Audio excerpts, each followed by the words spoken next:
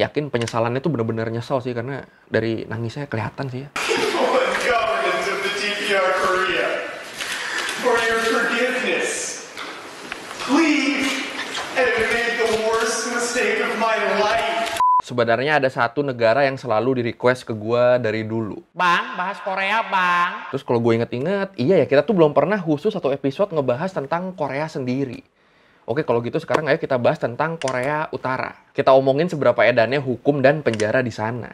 Ini merinding sih, sumpah sih, soalnya sampai sekarang masih begini. Ya udah, kalau gitu langsung kita bahas kisah turis Amerika yang berakhir tragis di penjara Korea Utara di Learning by Googling. Korea Utara sebenarnya jadi agak lebih terbuka sejak dipimpin oleh supreme leadernya yang sekarang, Kim Jong-un. Di era Kim Jong-un ini ada lebih banyak turis yang bisa masuk ke Korea Utara. Sayangnya beberapa cuma bisa masuk tapi nggak bisa keluar. Kayak cerita Otto Warmbier ini. Emang gimana ceritanya? Jadi semua berawal setelah Otto lulus kuliah di University of Virginia. Dari situ niatnya dia mau lanjut kuliah ke Hong Kong. Tapi sebelum lanjut kuliah, dia pengen jalan-jalan dulu. Jalan-jalan ke tempat yang nggak biasa. Jalan-jalan ke Korea Utara. Nah, buat yang belum tahu, kita emang bisa traveling ke Korea Utara. Tapi bukan berarti kita bisa masuk dari mana aja. Maksudnya? Maksudnya buat ke Korea Utara, kita cuma bisa masuk lewat Cina. Jadi kita harus ke Cina dulu, pesen tur Korea Utara di sana, terus terbang dari Cina ke Korea Utara.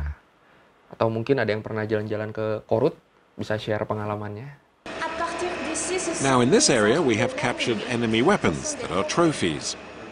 Balik ke Otto Warmbier, dia pun caranya sama. Ke Cina dulu dan pesen tur dari situ. Kalau menurut CNN, di musim semi 2015, Otto ngedaftar tur Korea Utara di Young Pioneer Tours.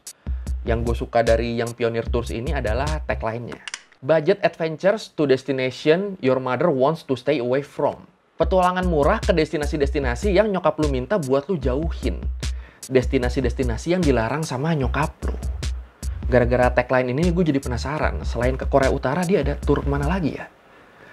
Negara mana lagi yang dilarang sama nyokap-nyokap?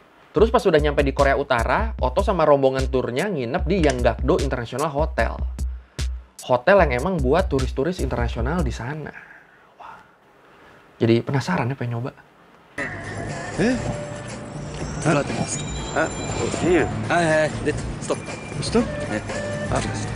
He waves us back, as it's strictly forbidden to leave the hotel on your own without an official guide.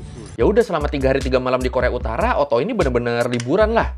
Dia juga sempat bikin dokumentasi foto dan video, dia lagi main salju, lagi jalan-jalan, ya pokoknya seneng-seneng lah. Terus yang bikin jadi masalah apa? Yang bikin masalah adalah poster propaganda. Kok poster propaganda? Jadi kita harus ingat kalau di Korea Utara itu banyak ditempel poster-poster propaganda. Poster-poster kayak gini nih. Nah, poster-poster ini tuh biasa isinya ngedorong masyarakat buat kerja keras, nunjukin solidaritas yang kuat dengan gambar-gambar warga yang pada senyum, nunjukin kemajuan pertanian dan industri di sana, dan yang pastinya pesan-pesan anti-Amerika. Nih, sumpah ya, gue bisa lihat poster-poster ini malah makin penasaran pengen ke sana sih. Nah, lu harus ingat juga kalau lu ke Korea Utara, terus lu ngeliat poster-poster ini, ya nggak boleh diapa-apain, cuma boleh dilihat doang. Nggak boleh disentuh, apalagi sampai lu ambil. Sayangnya tanggal 2 Januari 2016, Otto yang ngerasa poster-poster ini menarik, dia mutusin buat ngambil satu poster dari hotelnya. Dia ambil terus dia masukin tas. Niatnya sih cuma sebagai souvenir. Cabut poster, masukin tas, berangkat ke bandara. Sampai di bandara, Otto ditahan sama pihak keamanan di sana. Menurut teman satu turnya Otto, waktu itu tiba-tiba ada 2 penjaga yang datang dan nepuk pundaknya Otto. Abis itu ya mereka ngobrol-ngobrol bentar lah. Katanya waktu itu Otto nggak ngelawan, dia juga nggak kelihatan takut. Dia cuma senyum dikit, terus dibawa sama 2 penjaga ini. Dibawa nggak tahu kemana. 2 guards took him away, and I sort of laughingly said to him, well, that's the last we'll ever see of you. And because we got on so well, Otto turned around and just chuckled at me.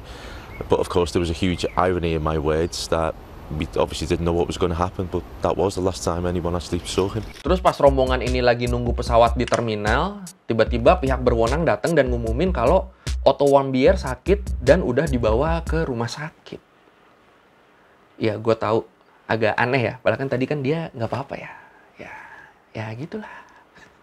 Gak lama kemudian, pemerintah Korea Utara ngumumin, disertai bukti CCTV, kalau Otto Warmbier ini udah nyelinap ke lantai terlarang dan ruang terlarang di Hotel Yanggakdo.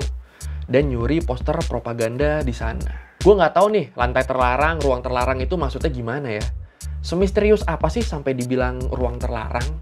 Soalnya kan Korea Utara kan jagonya dalam membesar-besarkan sesuatu kan. Bisa aja ruang terlarang taunya ruang HRD. Kali. Ini gue nemu footage dari orang yang pernah nyelinap ke lantai rahasia di Yanggakdo Hotel, diem-diem. Emang kelihatan di sana banyak poster-poster propagandanya ya. Dan ini benar-benar ruang khusus staff biasa aja sih sebenarnya. Dia juga sempat ketahuan penjaga di sana, terus langsung kabur balik ke lift, tapi sama penjaganya didiemin. Ya mungkin karena emang nggak ngambil apa-apa juga kan. Di situ Korea Utara juga belum mau ngasih tahu hukuman apa yang bakal menimpa Otto Warmbier. Waduh. Setelah sebulan nggak ada kabar, akhirnya di bulan Februari 2016, pemerintah Korea Utara ngerilis video Otto Warmbier. Di video itu kelihatan dia ngebacain pengakuan kalau dia udah nyuri poster propaganda. Di situ juga dia bilang kalau dia nyesel banget. Dan entah kenapa gue ngerasa ini kayak simbolis gitu. Jadi Otto ngebacain pengakuannya sampai dia nangis-nangis, tepat di bawah foto Kim Il Sung dan Kim Jong Il. Gimana menurut lo? Ini kebetulan doang apa gimana? Coba komen. I entirely beg you, people and government of the DPR Korea, for your forgiveness. Please, and made the worst mistake of my life. Di situ juga dikasih tahu kalau Otto Warmbier dihukum 15 tahun kerja paksa di penjara Korea Utara. Waduh. Buat yang nggak ada bayangan kerja paksa di penjara Korea Utara itu kayak apa, lu bisa baca buku The True Story of My Imprisonment in North Korea, karangan Kenneth Bae. Kenneth Bae ini sempat dipenjara di Korea Utara tahun 2012, jadi bisa dibilang cerita-cerita dari dia valid lah. Menurut Bae, di 4 minggu awal penahanan, lu bakal diinterogasi dari jam 8 pagi sampai jam 11 malam. Tiap hari. Selain diinterogasi, lu juga bakal disuruh buat nulis pengakuan. Tapi nulisnya harus sesuai dengan yang didikte sama petugas di sana. Didikte kata per kata. Ini jangan-jangan pengakuannya Otto Warmbier tadi juga hasil didikte ini ya? Walaupun gue yakin penyesalannya tuh bener-bener nyesel sih, karena dari nangisnya kelihatan sih ya. Ya gak sih? Ya kan? Please, think of my family. Setelah 4 minggu, setelah hampir sebulan interogasi, Bae akhirnya kebagian kerja di bidang pertanian. Tugas Bae adalah ngebawa batu sama ngumpulin batu bara. Kerjanya dari jam 8 pagi sampai jam 6 maghrib, non-stop. Katanya gara-gara kerja paksa ini, Kenneth Bae berat badannya turun sampai 27 kg. Gila. Nah, selain kerja rodi, selain fisik, mental kita juga dihajar di sana. Katanya tiap saat penjaga-penjaga di sana tuh bakal ngomong, tidak ada seorang pun yang mengingat Anda. Anda sudah dilupakan oleh pemerintah Anda sendiri. Anda tidak akan pulang. Anda akan menjadi tua di sini sebelum akhirnya bisa pulang. Amnesty International juga ngegambarin kamp penjara di Korea Utara ini sebagai tempat yang memberlakukan praktek di luar nalar kemanusiaan. Ya, lu lihat aja tadi jam kerjanya kan. Selain itu katanya di kamp penjara ini ada ratusan ribu orang, termasuk anak-anak, yang ditahan sebagai tahanan politik. Terus banyak dari mereka yang sebenarnya nggak salah. Mereka nggak pernah melakukan kejahatan apa-apa, nggak pernah melakukan kesalahan apa-apa. Tapi ada anggota keluarga mereka yang melakukan kesalahan. Jadinya mereka ikut di penjara di sana. Edan ya?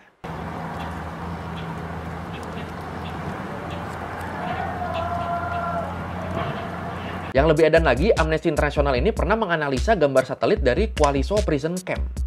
Salah satu kamp penjara di Korea Utara yang keberadaannya sempat nggak diakuin sama pemerintah Korea Utara. Di penjara ini katanya ada sekitar 200.000 tahanan yang kondisinya mengkhawatirkan. Ini kalau lu mau lihat, ini gambar satelitnya. Nah ini kan gede banget ya, kelihatan jarak dari satu camp ke camp lainnya aja tuh jauh banget. Gue nggak tahu luas pastinya Kwaliso Prison Camp ini berapa, gue udah nyari nggak ketemu. Tapi ada satu artikel yang bilang kalau Kwaliso Prison Camp ini luasnya 3 kalinya Washington DC. Atau seluas hampir seluas Jakarta. Jadi lu bayangin aja nih, Jakarta tapi itu penjara doang. Waduh.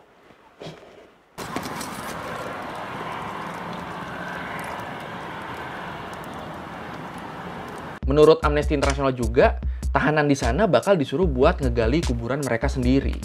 Jadi kalau sewaktu-waktu tahanan ini meninggal, ya nggak perlu repot-repot ngegali. Tinggal masukin, tutup. Oke. Terus masih menurut Amnesty International, walaupun nggak diakuin sama pemerintah Korea Utara, Katanya perkosaan jadi salah satu hukuman di sana. Aduh, pusing gua anjir. Ini hari gini gila.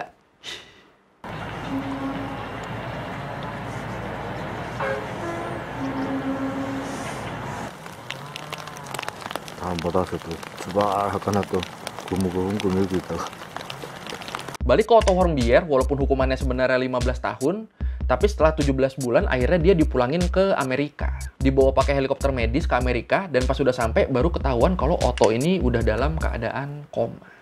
Menurut dokter yang abis itu ngurus Otto, kondisi Otto ini udah parah banget. Kata dokternya sih dia menderita kerusakan jaringan otak di seluruh bagian. Dan lu tahu apa yang nyebelin? Pas mulangin Otto ini, Korea Utara bilang mereka mulangin Otto atas alasan kemanusiaan. Dipulangin dalam keadaan koma itu kemanusiaan sebelah mananya? Abis kondisi Otto Warmbier ini terungkap, pihak Korea Utara nolak tuduhan kalau mereka udah nyiksa Otto. Mereka malah bilang kalau Otto koma karena keracunan makanan dan mengkonsumsi pil tidur terlalu banyak. Tapi dokter yang ngurus Otto di Amerika, bahkan seminggu setelah Otto meninggal pun lewat proses autopsi sama sekali nggak menemukan bukti-bukti dari omongan pihak Korea Utara ini. Terus yang paling kampret nih menurut Washington Post, sebelum Otto dibawa pulang, pihak Korea Utara itu nagih bayaran sebesar $2 juta ke pihak Amerika. Bayaran apaan tuh? Bayaran perawatan Otto yang udah koma sejak masih di Korea Utara. Dan dengan ngebayar inilah akhirnya Otto bisa dibawa pulang ke Amerika. Edan, gila. Dari cerita Otto Warmbier ini sebenarnya kita jadi sadar sih, pentingnya peribahasa di mana bumi dipijak, di situ langit dijunjung. Jadi kalau lu main ke daerah manapun, ya hormatin peraturan-peraturan yang ada di daerah tersebut. Show some respect lah intinya. Di luar cerita tadi, orang-orang yang liburan ke Korea Utara terus seneng-seneng dan mereka bisa pulang pun ya banyak juga sebenarnya. Kayak salah satu travel vlogger favorit gua, Simon Wilson. Ini dia waktu liburan ke Korea Utara itu kelihatan menyenangkan kok. Kelihatan bahagia kok dia. Kelihatannya. Tapi buat yang berakhir tragis kayak Otto Warmbier juga masih ada beberapa sih kayaknya. Jadi gimana, masih mau bahas kisah turis-turis yang berakhir tragis di Korea Utara? Apa skip kita bahas yang lain? Boleh komen. Oke, sekian dari Googling kali ini tentang kisah turis di Korea Utara yang berakhir tragis. Dan tentang kehidupan di penjara di Korea Utara tadi. Kalau lu mau revisi kali gue ada salah, atau lu mau nanya, atau lu mau nambahin yang ada di video, bisa lu tulis di komen, kita diskusi di situ kayak biasa. Thank you udah nonton, jangan lupa like, comment, subscribe. Bye!